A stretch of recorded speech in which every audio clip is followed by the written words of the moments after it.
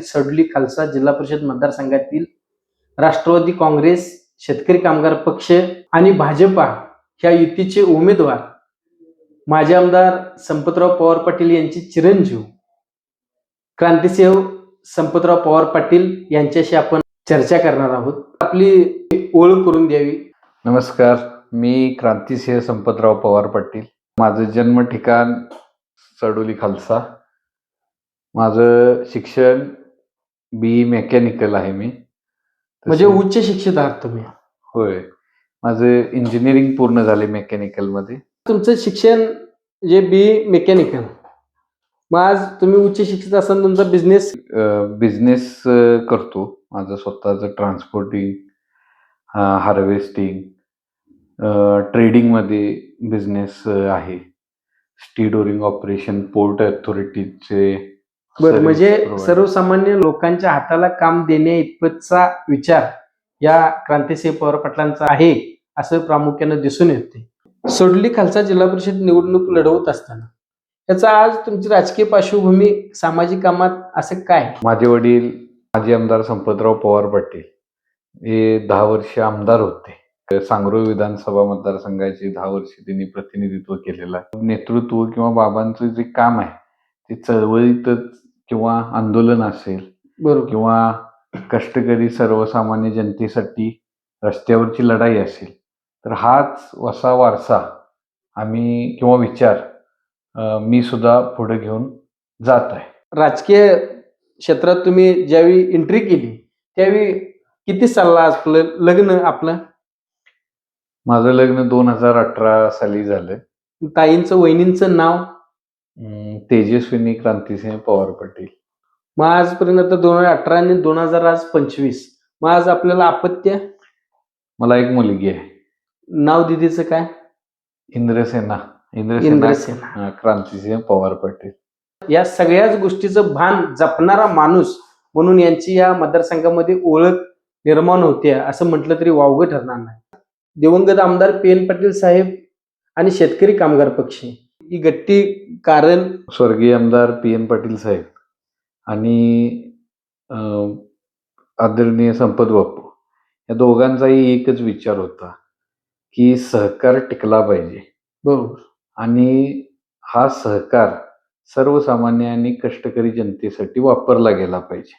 नक्की. त्याच माध्यमातून भोगवती कारखान्याच्या अडचणी थोड्या जास्त होत्या. आर्थिक बाबतीत भोगवती कारखान्याच्या अडचणी होत्या आणि त्या अडचणीतून मार्ग काढण्यासाठी, कारण की कारखाना टिकला तर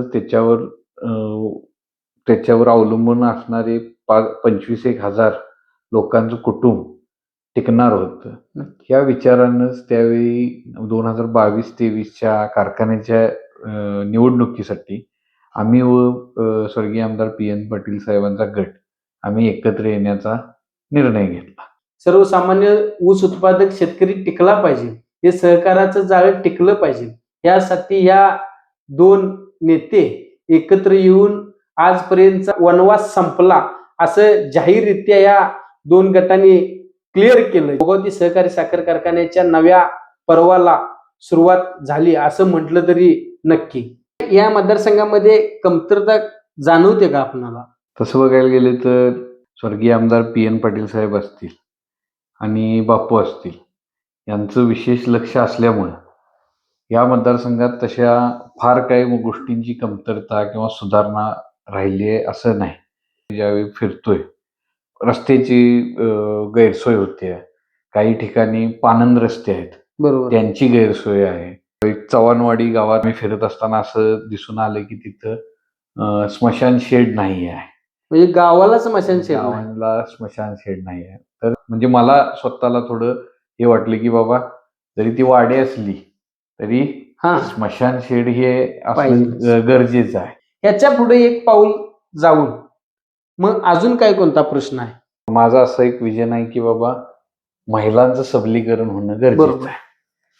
त्यामध्ये बचत गटांच्या मार्फत, शासनाच्या किंवा जिल्हा परिषदेच्या मार्फत ज्या काही योजना आहेत त्या योजनांचा लाभ त्या महिला बचत गटांना देऊन छोटे लघु उद्योग असतील किंवा काही शासनाच्या अशा शासकीय योजना असतील, तर महिलांना तो लघु उद्योग चांगल्या पद्धतीने चालवता येईल आणि त्यातून त्यांच्या हाताला काम मिळेल आणि त्यातून त्यांचं घर व्यवस्थित उदरनिर्वाह चांगल्या पद्धतीने होईल, हे करण्याचा एक माझा मानस आहे. अजून काय तुम्ही या थोडक्यात मतदारसंघासाठी थोडक्यात सांगायचं झालं तर सडोली खालसा जिल्हा परिषद मतदारसंघ हा कोल्हापूर जिल्ह्याच्या पटलावरती रोल मॉडेल बनवणार.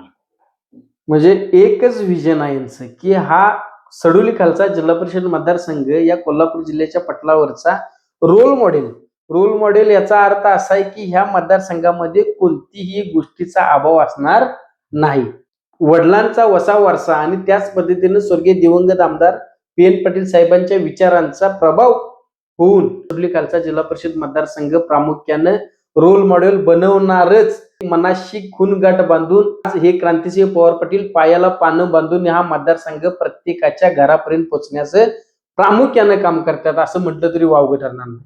क्रांतिदादा, जाता जाता एकच प्रश्न होता की आजच्या घडीला दिवंगत आमदार स्वर्गीय PN पाटील साहेब असते तर आजचा ह्या कोल्हापूर जिल्ह्याची राजकीय परिस्थिती बघितली तर दिवंगत आमदार PN पाटील साहेबांचं नाव घेतलं तर खरंच एकनिष्ठ लढवय्या ज्या बोलण्यात धाक होता. सडोली खालचा जिल्हा परिषद मतदारसंघ म्हणला तर PN पाटील साहेब हे समीकरण आहे. म्हणून मी जाता जाता शेवटचा एक तुम्हाला अगदी हक्कानं प्रश्न विचारला. खरं बघायला गेले तर तुमचा प्रश्न 1-2 मिनिटं मला थोडं भावनिक झालो, कारण की तसं बघायला गेलं तर 22-23च्या त्या निवडणुकीमध्ये साहेबांचा आणि आमचा पहिल्यांदाच परिचय झाला. बरोबर. आणि त्या निवडणुकी दरम्यान साहेबांच्या सोबत प्रचारासाठी एकत्र सभा, गाठीभेटी घेणं बरोबर. नित्य नियमानं चालू होतं, जे मी ऐकून होतो. बरोबर. साहेबांचा जो मागचा ऑरा होता की बाबा साहेबांनी एकदा शब्द टाकला की तो पाळणार. बरोबर. आणि साहेबांचा शब्द साहेबांचे कार्यकर्ते किती अलगदपणे झेलत होते. साहेबांच्या बरोबर सहवास लावला त्यावेळी लक्षात आलं की बाबा साहेबांचे एवढे डाय हार्ड फॅन का आहेत. परखड बोलत असले तरी त्यांचा स्वभाव हा प्रेमळ होता. तर या दोन घराण्यातलं 40 वर्षानंतरचं जे राजकीय संघर्ष संपलेला, पहिल्या भेटीतच मला एकदम एवढं कम्फर्टेबल करून घेतलं की जशी मी आणि माझी आणि साहेबांची फार जुनी ओळख असल्यासारखं मला वाटत होतं. कारण की मी प्रचाराच्या दरम्यान फिरत असताना साहेब मागे जरी मी असलो, कोण लोक भेटले आणि साहेब समोर साहेबांच्या बरोबर साहेबांचा कार्यकर्त्यांचा गराडा असायचा. साहेब पुढे चालत गेले तर लगेच विचारायचे, अरे क्रांती कुठं आहे. बरोबर. ते क्रांतीची खुर्ची इकडं आहे, क्रांतीला इथं बसवा. मग मी एवढा छोटा कार्यकर्ता, बरोबर, साहेब एवढे मोठे, तरी पण म्हणजे वयापेक्षा विचारांना प्राधान्य देणारे स्वर्गीय PN पाटील साहेब. त्या बऱ्याच काही प्रसंग त्या 15-20 दिवसाच्या प्रचाराच्या निमित्तानं सहवास साहेबांचा जो मिळाला त्यात असे बरेच प्रसंग घडले आणि त्यातून बऱ्याच काही गोष्टी मला साहेबांच्याकडून शिकायलाही मिळाल्या. बरोबर. म्हणजे त्या साहेबांच्या विचारांच्या शिदरीवरती आज तुम्ही या मतदारसंघामध्ये प्रामुख्याने काम करणार. मग आज क्रांतिदादा, आज दिवंगत आमदार PN पाटील साहेब आपल्यामध्ये नाहीत, परंतु या मतदारसंघामध्ये फिरत असताना एकंदरीत उणीव अशी भासते का? नाही, उणीव भासते. उणीव भासत नाही असं नाही, पण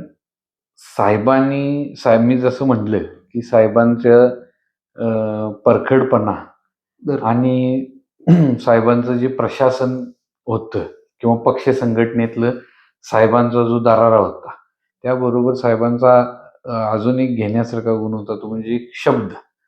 साहेबांनी एकदा शब्द दिला की तो दिला, अशी साहेबांची जी ओळख आहे. बरोबर. त्याच पावलावर पाऊल ठेवत राजेश दादा आणि राहुल भैया, मी विशेष करून या दोघांचं आभारी आहे की त्यांनी जो साहेबांनी शब्द दिलेला आहे तोच शब्द पाळत दोघे भाऊ या निवडणुकीमध्ये माझ्या मागे खंबीरपणे उभे. उभा आहे.